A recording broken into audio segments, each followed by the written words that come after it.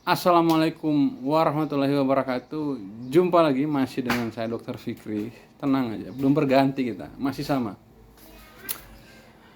Kali ini kita jumpa lagi, kita bikin video lagi tema.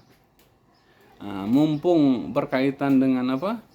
Idul Adha, Hari Raya Korban istilahnya, kita mau bikin tema terkait itu. Tapi sebelumnya saya mau ucapkan selamat Hari Raya Idul Adha.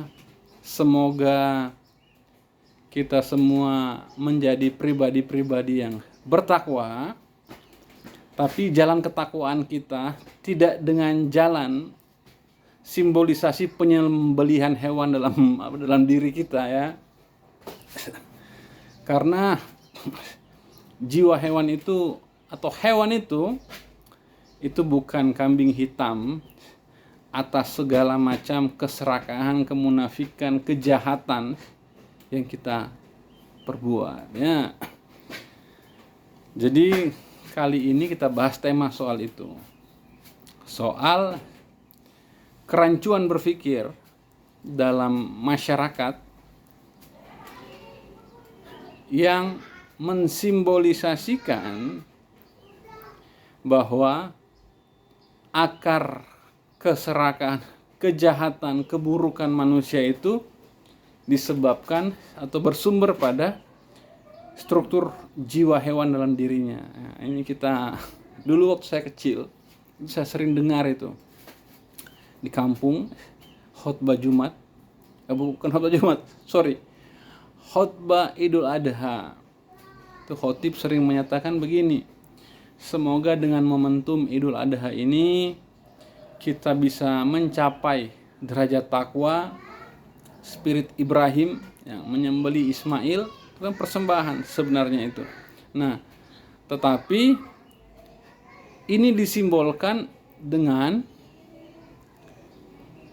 menyembeli hewan. Jadi bukan seolah-olah, jelas dan tegas dinyatakan secara deklaratif bahwa akar kejahatan dan keserakahan atau nafsu manusia itu simbolisasinya adalah hewan.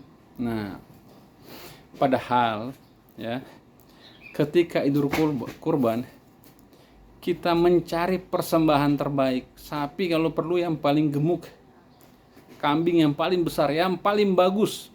Nah, sebagai persembahan kita ke Tuhan, ke Allah Subhanahu wa taala.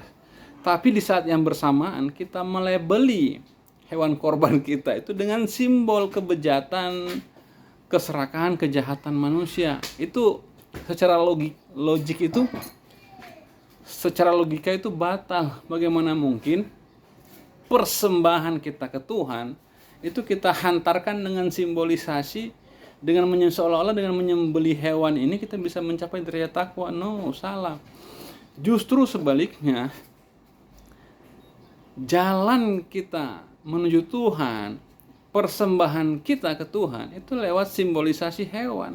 Karena begini, dalam literatur itu sangat kuat, bahkan dalam Al-Quran secara tegas dinyatakan bahwa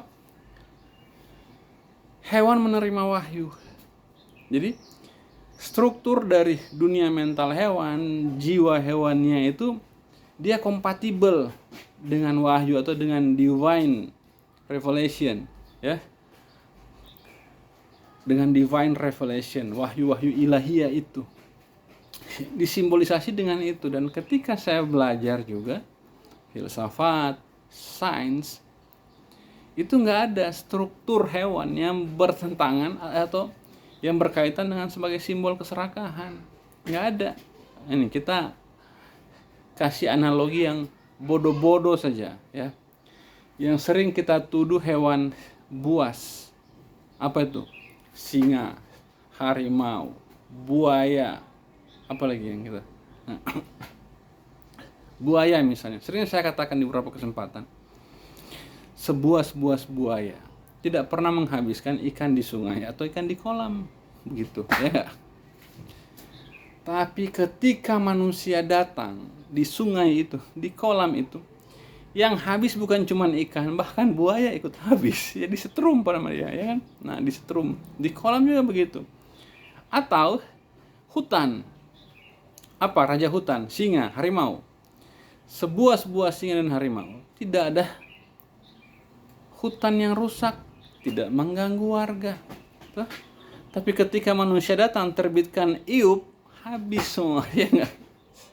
Bukan cuman hewannya yang hilang, bahkan pohon-pohonnya ditebang. Jadi ini contoh sederhana bahwa soal kebejatan, keserakahan, kemunafikan itu nggak ada urusan dengan hewan. Justru dalam teks itu ada beberapa literatur, hewan ini dikaitkan dengan perilaku yang taat.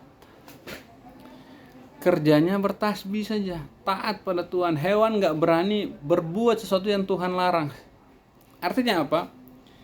Hewan ini makhluk yang sudah taat, sudah nggak berani melampaui batas. Jadi bisa kita asumsikan, kalau saya sudah bisa saya simpulkan bahwa struktur ketaatan makhluk itu kita jumpai dalam struktur otak hewan. Maka pada manusia, akar dari ketaatan itu justru kita temui pada struktur otak hewan dalam dirinya. Maka ketika kita mau menyimbolkan dengan idul korban, kenapa hewan yang kita persembahkan? Karena cara kita untuk menuju Tuhan itu lewat struktur hewan, taat, kira-kira struktur yang taat. Karena struktur manusia itu munafik dan durhaka.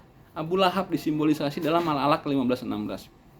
Maka sebenarnya Idul Adha itu, kalaupun harus disembelih, itu Ismail. Ya enggak? Menyembelih sifat-sifat manusia. Menyembelih keunikan manusia.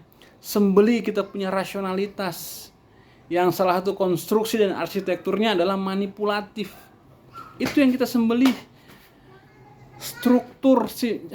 Sembelih kita punya dunia mental manusia yang isinya korup. Ya enggak? Kasus timah, korupsi bea cukai, apalagi mafia polisi, tentara yang berkaitan dengan pertambangan dan lain sebagainya. They are not all animals. Mereka bukan hewan. Mereka manusia. Same like us, sama seperti kita. Maka stop sudah narasi yang mengkaitkan bahwa akar dari segala macam problem, kejahatan, keburukan, kemunafikan, kehancuran di muka bumi ini yang dilakukan oleh manusia itu berakar pada struktur hewan. Stop sudah, kurang baca lu, begitu maksudnya, ya enggak? Kurang baca. Bagaimana mungkin masuk akal dalil itu bisa kita terima 100% secara utuh ketika Idul Adha yang kita sembeli hewan, tapi yang kita kambing hitamkan hewan atas segala macam kebejatan kita? Nggak mungkin, itu batal.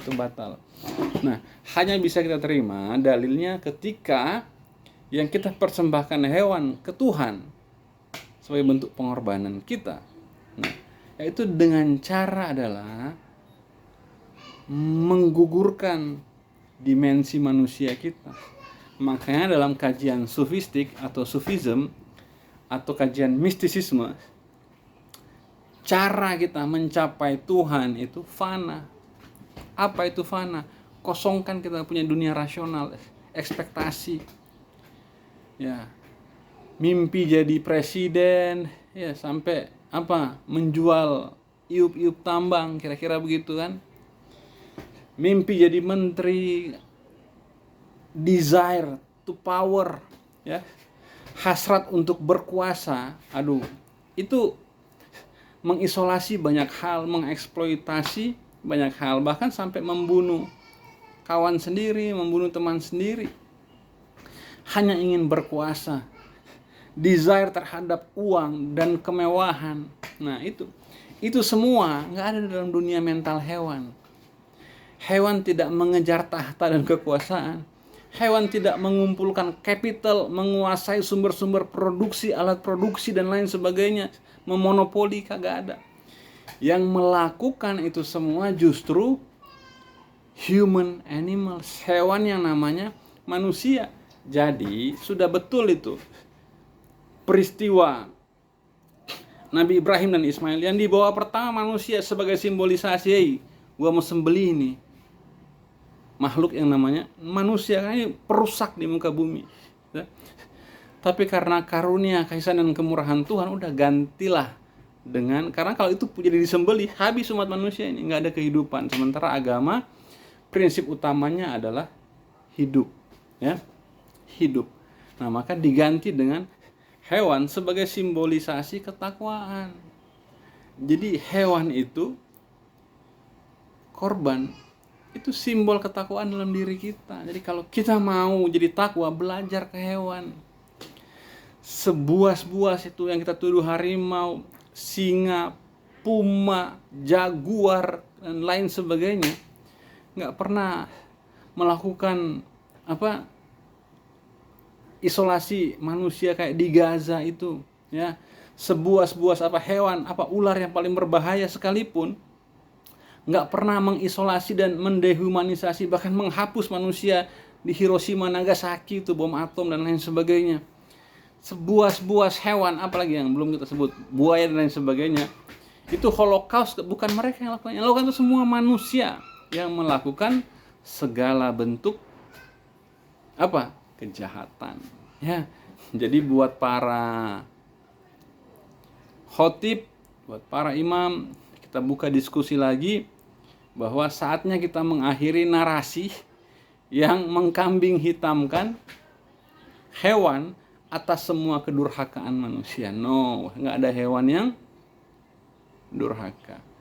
Hewan yang durhaka hanya hewan yang namanya manusia. Jadi ayo kita sembelih, kita punya sifat-sifat kemanusiaan, humanism, ya. Karena humanisme ini manusia sebagai pusat, sehingga dia bisa mengontrol semuanya, dia bisa melakukan semuanya, dia bisa mengisolasi, mengeksploitasi semuanya, bahkan mengeksploitasi sesama manusia atas nama kemanusiaan. Oke? Jadi stop sudah narasi dalam mimbar-mimbar Idul Adha yang menyatakan, mengkampanyekan secara masif bahwa ayo kita sembelih sifat-sifat hewan. No, mari kita tumbuhkan sifat-sifat hewan dalam diri manusia, dan mari sama-sama kita sembelih sifat-sifat manusia yang ada dalam diri kita. Oke? Karena zuhud dan fana itu sebenarnya jalan untuk menyembelih ekspektasi manusia yang ingin berkuasa, yang ingin kekuasaan, yang ingin uang, yang ingin materi dan lain sebagainya, yang pada akhirnya ujung dari semua itu adalah kerusakan. Oke, terima kasih, semoga ada manfaat. Saya mau bela hewan dan saya mau serang manusia. Oke, terima kasih, saya Dr. Fikri. Assalamualaikum warahmatullahi wabarakatuh.